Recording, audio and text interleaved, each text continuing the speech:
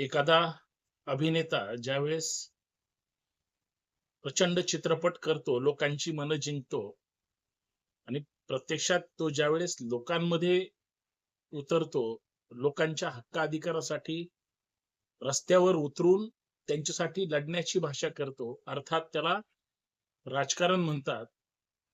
त्यावेळेस लोकं त्याला पाहून रडतात, आश्चर्यचकित होतात. त्याच्यासाठी लाखोंची नाही, करोडोची गर्दी करतात. लोकं वेड्यासारखं प्रेम करतात. त्याचं जास्त वय सुद्धा नाही. त्यानं अजून राजकारणात प्रत्यक्ष सुरुवात पण केली नाही. राजकारणामध्ये यशस्वी होईल, अजून त्याला काहीच माहिती नाही. परंतु लोकं ज्या पद्धतीनं वेड्यासारखं प्रेम करतात, त्या अभिनेत्याने निवडणुकीमध्ये फक्त प्रवेश केलाय, तर लोकांना जिंकलं, लोकांची मनं त्या ठिकाणी जिंकली आणि सगळ्यात महत्त्वाचं लोकं त्याच्यासाठी मतदान करतील असं चित्र त्या राज्यात निर्माण झालं.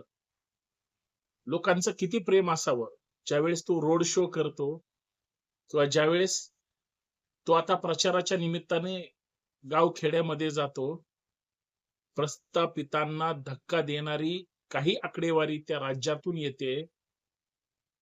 खरं तर तिकडच्या भागामध्ये भारतीय जनता पार्टीचं काहीच शक्य होत नाही किंवा डाळ शिजत नाही. अशा अवस्थेमध्ये या अभिनेत्यांनी स्वतःच्या ग्लॅमरला बाजूला सरकवून चित्रपटसृष्टीला शेवटचा गुड बाय करून राजकारणामध्ये फुल फ्लेश आता काम करायचं असं ठरवलं. त्याचं नाव विजय थलपती.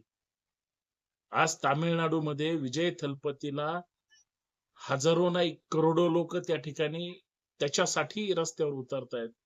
अजून त्यांनी लोकांसाठी रस्त्याची कामं केलेली नाहीत. विजय थलपतीनं कुठली विकास कामं केली नाहीत. विजय थलपतीनं अजून मतदारसंघ सुद्धा तो आता निवडणुकीला उभा आहे म्हणून ठीक आहे. परंतु कुठलाही मतदारसंघ नाही. तरीही त्याच्यावर प्रेम का? तर लोकांची आत्मीयता आहे की बदल झाला पाहिजे. आणि कोण जिंकणार? कोण गोरगरिबांचा मसीहा असणार? कोण दीन दलित बहुजनांचा हक्क अधिकार असणार? ख्रिश्चन असतील, हिंदू असतील किंवा मायनॉरिटीचे सगळ्यांसाठी मीच तुमचा पाठीराखा आहे आणि एकमेव तुमचा नेता असेल तो म्हणजे विजय. अशा पद्धतीनं त्यांनी बोलून लोकांची मनं जिंकली. तो आज तामिळनाडूतल्या विधानसभा मतदारसंघाच्या निमित्तानं एका गावामध्ये गाडीत बसून रोड शो करत होता. कल्पना करू शकत नाही. ज्या महिला आहेत, ज्या मुली आहेत, त्या अक्षरशः ढसाढसा रडत होत्या. एका मुलीच्या हातात मोबाईल होता आणि ती रॅली शूट करत होती. अजून तो तिच्या नजरेत पडलेला नव्हता. लोकांची गर्दी होती. ती लोकांना पाहत होती आणि ज्यावेळेस तो थलपती विजय दिसला, ती मोबाईल हातात धरून तशीच ढसाढसा रडत होती. तिच्या शेजारी तिचा भाऊ किंवा नवरा जे कोणी कुटुंबातले सदस्य असतील, तिला धीर देत होते. एखाद्या व्यक्तीबद्दल किती प्रेम असावं, सरकारमध्ये आल्यानंतर तो माणूस काय करणार? त्यांनी सुद्धा महिलांना ₹2500 प्रति महिना त्या ठिकाणी जाहीर केलं. सोनं देईल किंवा अजून काय जमीन देईल. बऱ्याच निवडणुकीच्या ज्या काही घोषणा करायच्या असतात, त्या सगळ्या वल्गना करून झाल्या. परंतु लोकांना मला असं वाटतं, तो व्यक्ती हवाय. स्टॅलिनचं सरकार आता तामिळनाडूमध्ये काम करतंय आणि विजय थलपतीनं टीएमके अशा आशयाचा त्यांनी एक पक्षाची स्थापना केली तमिळींच्या नावाने. परंतु लोकांच्या मनातला प्रेमाचा विजय जो आहे तो त्यांनी लोकांच्या डोळ्यातल्या अश्रूतूनच मिळवलाय. इतकं प्रेम कसं काय असू शकतं? हा विजय साधा नाहीये. हा त्या भागातला विजय आहे ज्यांनी लोकांच्या मनावर अधिराज्य गजवलं. आणि ही साधी गोष्ट नाही. आज राजकारण कुठं चाललंय? राज्यकर्ते कशा पद्धतीने काम करतायत? आज राजकारणातल्या नेत्यांचा दर्जा जर पाहिला, मग ते पार्लमेंट असू द्या किंवा कुठल्याही राज्याचं विधिमंडळ, तिथं तुम्हाला चांगली माणसं पाहायला मिळत नाहीत. काल परवा पार्लमेंटमध्ये जे जे खासदार आहेत त्यांची यादी प्रसिद्ध झाली होती. कशाची माहितीये का? कुणावर बलात्काराचा गुन्हा आहे, कुणावर खुनाचा गुन्हा आहे, कुणावर अपहरणाचा गुन्हा आहे, तर कुणावर लुटमारीचा सुद्धा गुन्हा आहे. जे जे गंभीर स्वरूपातले गुन्हे आहेत पार्लमेंट मध्ये बसणाऱ्या खासदारांवर ते गुन्हे आहेत. म्हणजे खासदार जे कायदा करणारे आहेत देशाचा, तेच एक नंबरचे गुन्हेगार तिथं त्या सभागृहात जाऊन बसले. ही किती मोठी शोकांतिका आहे आणि हे तुम्हाला मला या व्हिडिओच्या माध्यमातून सांगायचं. आणि मित्रांनो, सगळ्यात गंभीर गोष्ट म्हणजे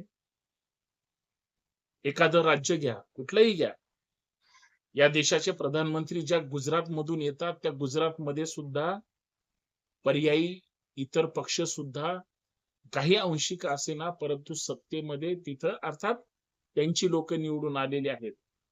देशाच्या प्रधानमंत्र्यांनी जरी गुजरातमध्ये रोड शो केला, त्या विजय थलपती पेक्षा 1/3 सुद्धा लोक गोळा होणार नाहीत.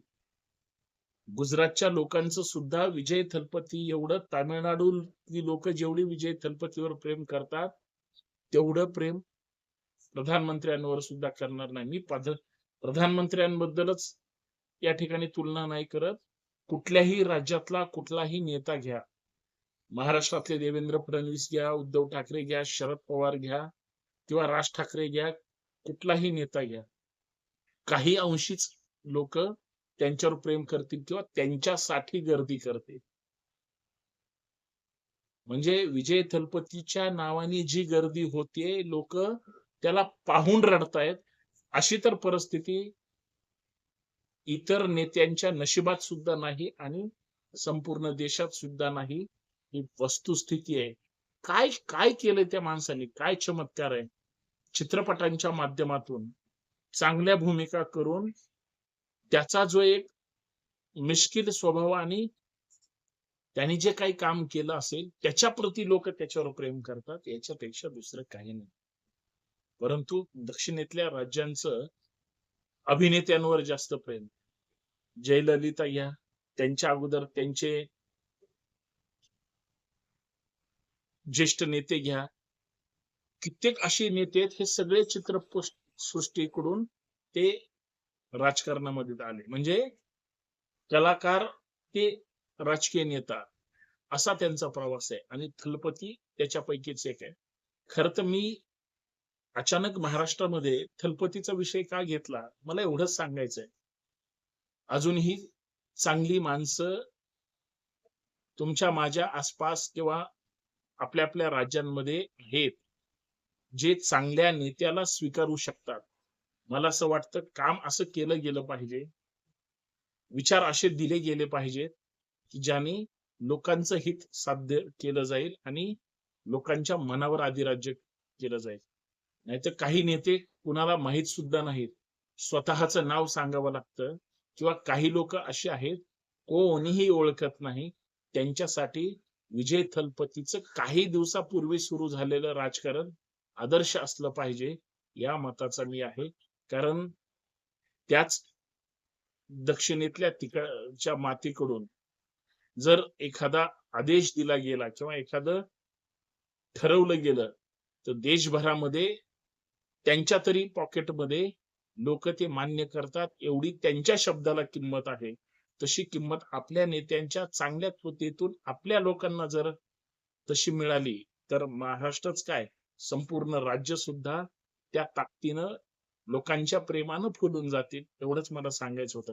तुम्हाला काय वाटतं, विजय थलपतीचं राजकारण हे काही क्षणापुरतं असेल, ते प्रेम काही अंशी असेल, तर त्याला जे काही प्रेम मिळणार आहे आणि कदाचित तो जर सत्तेमध्ये आला, अलायन्स मध्ये आला किंवा एकहाती सत्तेमध्ये जरी आला, तर लोक त्याच्यासाठी सगळं स्वीकारायला तयार होतील का, किंवा लोक त्याला भरभरून प्रेम देतील का? आणि असं प्रेम आपल्या राज्यातल्या कुठल्या नेत्याला मिळू शकतं का? तुमचं काय मत आहे नक्कीच कळवा. धन्यवाद. कुठल्या नेत्यांची विजय थलपती सोबत बरोबरी केलेली नाही मी फक्त तुलना करतोय. जेवढे लोकप्रिय होते ते कदाचित जिवंत असताना त्यांना एवढी गर्दी नसेल झाली. काही लोक जे गेले म्हणजे ज्यांचा मृत्यू झाला त्याच्यानंतर जी गर्दी झाली ती जरी गर्दी त्यांच्या प्रेमापोटी असली तरी त्यांच्यासाठी ती शेवटची होती. जिवंतपणी गर्दी निर्माण करणार नेतृत्व खरं तर उदयास आलं पाहिजे. कदाचित भविष्यात त्यांनी जर देशभर वादळ निर्माण केलं तर आश्चर्य वाटायला नको. धन्यवाद.